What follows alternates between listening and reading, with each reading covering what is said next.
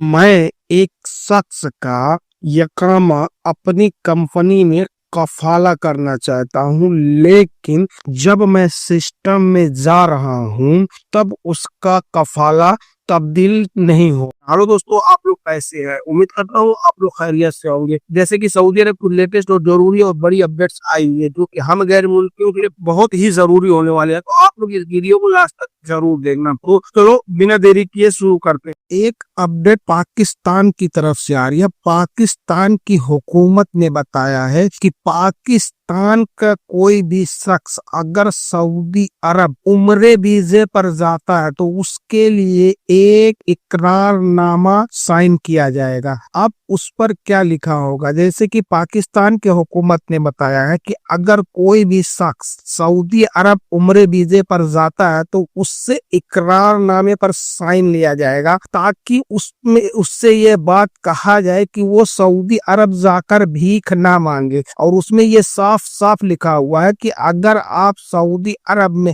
भीख मांगते हुए पकड़े जाएंगे तब आपको वहां सजा भी हो सकती है, उसके बाद आप डिपोर्ट भी हो सकते हैं। उसके बाद जब आप पाकिस्तान वापस आएंगे तो पाकिस्तान की हुकूमत भी आपके ऊपर एक्शन लेगी, यानी आपको फिर पाकिस्तान की हुकूमत भी उनको जेल में डाल देगी। क्योंकि ऐसा इसलिए पाकिस्तान की हुकूमत ने किया है क्योंकि इससे पहले सऊदी अरब में तकरीबन 40,000 पाकिस्तानी भीख मांगते हुए पकड़े गए थे, जो कि ये लोग पूरे के पूरे जो थे उम्रे वीजे पर ही सऊदी अरब आए थे। और पाकिस्तान की हुकूमत ने एक बात और बताई है कि उन्होंने बताया है कि 4 एजेंट को भी उन्होंने पाकिस्तान में गिरफ्तार किया है, जो कि लोगों को उम्रा वीजा लगाकर भेजते थे और सऊदी अरब में उनसे भीख मंगवाते थे। इसलिए पाकिस्तान की हुकूमत अब उम्रे वीजे पर आने से पहले आपसे इकरारनामे पर सिग्नेचर लेगी, यानी साइन करवाएगी, ताकि आप वहां जाकर भीख ना मांगे, बस उम्रा करें और वापस आ जाए। अगर आप भीख मांगते हुए सऊदी अरब में पकड़े जाएंगे तो यहाँ जो सजा होगी उसके बाद जब यहाँ से आप डिपोर्ट होंगे तो पाकिस्तान की हुकूमत भी आपको सजा देगी।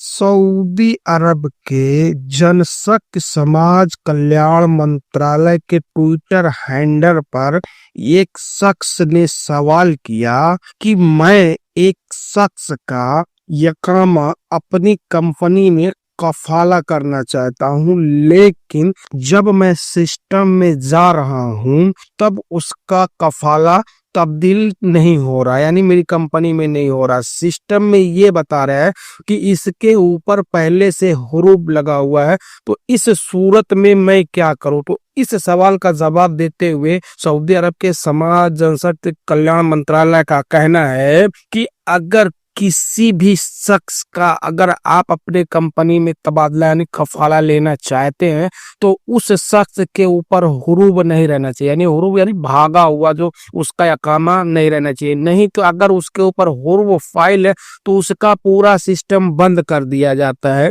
इसलिए आपका कफाला नहीं हो पा रहा है। और जब सऊदी अरब के मंत्रालय का कहना है कि अगर ऐसे शख्स का जो भागे हुए हैं अपने कपिल के पास से, जिनका हुरूब के कैटेगरी में आते हैं, वो लोग जब तक अपना हुरूब कैंसिल नहीं कर लेते हैं तब तक उनका कफाला दूसरी कंपनी में या दूसरी कपिल के पास नहीं हो सकता। हुरूब करने का बस एक ही ऑप्शन मौजूद है, उसके लिए आप अपने मौजूदा यानी जो पहले आपका कपिल था उससे जाकर मिलें। अगर आपका हुरूब 15 दिन के अंदर लगा हुआ है तब तो वो कपिल अपने अबसर के जरिए ही उसको कैंसिल कर देगा, और अगर 15 दिन से ज्यादा हो गया है तब वो हुरूब कैंसिल करने के लिए उसको सऊदी अरब के समाज जनशक्ति कल्याण मंत्रालय लेबर कोर्ट में जाना होगा और वहां उसको ऐसी वजाहत देनी होगी कि मतलब मैंने इसको हुरूब क्यों लगाया था और अभी क्यों कैंसिल कर रहा हूँ। पूरी अच्छी से तफ्तीश में उसको बताना होगा, वो आपका जो मौजूदा सऊदी रहेगा, उसके बाद ही फिर आपका वहां से हुरूब कैंसिल होगा। और जब तक आपके ऊपर हुरूब लगा हुआ है आपका ना तो कोई कंपनी में तबादला हो सकता है, ना आपका फाइनल एग्जिट लग सकता है, ना आपका छुट्टी लग सकता है, यानी आपका पूरा सिस्टम बंद कर दिया जाता है। तो जब तक आपका हुरूब कैंसिल नहीं होगा, आप कुछ भी नहीं कर सकते। फिर आपको वही एक रास्ता रह जाएगा, जो कि जेल के जरिए लोग अपने देश जाते हैं, और कोई दूसरा ऑप्शन उसमें मौजूद नहीं होता है। तो जब भी किसी भाई का अगर हुरूब लगा हुआ है, अगर कपिल लगा दिया है, तो अगर वो दूसरी कंपनी में अपना तबादला या दूसरे कपिल के पास तबादला लेना चाहता है, यानी कफाला जो होता, तो उसके लिए अपने मौजूदा स्पॉन्सर से उसे बात करनी ही होगी। अगर वो आपका हुरूब हटा देता है तो हो जाएगा, अगर नहीं हटाएगा तो आपका हुरूब मतलब आपका कफाला नहीं हो सकता है।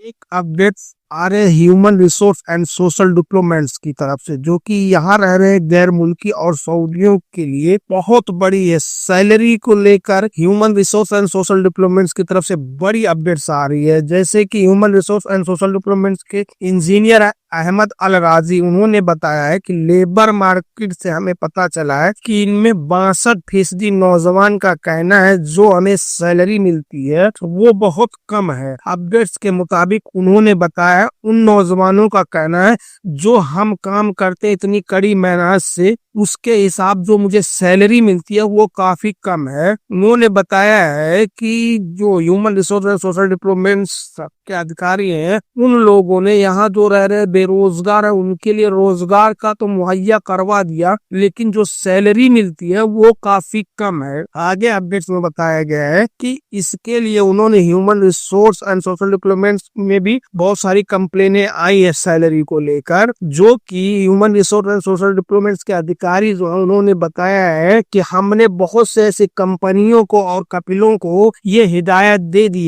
है कि आप लोग सैलरी का कुछ करें, यानी सैलरी को आप लोग इनके इंक्रीज कीजिए, जिस हिसाब से जिसका काम है उस हिसाब से उनकी सैलरी को इंक्रीज किया जाए। तो मेरे हिसाब से ये बहुत बड़ी अपडेट है, क्योंकि सऊदी अरब में जो भी लोग काम करते हैं, खासकर जो सऊदी है यहाँ, उनकी भी सैलरी उनके हिसाब से कम है। जो गैर मुल्की है उनका तो फिलहाल उनके हिसाब से कम ही है, क्योंकि इतनी ज्यादा मेहनत करते फिर भी उनको सैलरी कम ही मिलती है। लेकिन अब लोग करें क्या, क्योंकि जितने भी गैर मुल्की है वो लोग इत्तेफाक करके आ जाते हैं, फिर वो लोग उसी में अटक जाते हैं। तो सऊदी अरब की human resource and social development ने बताया कि अब ऐसा आगे चल के हो जाएगा कि जो जिस हिसाब से काम करेगा उस हिसाब से उसकी सैलरी दी जाएगी। तो बस आज के लिए इतना ही, फिर मिलेंगे इंशाल्लाह किसी नेक्स्ट वीडियो में। तब तक के लिए अल्लाह हाफिज।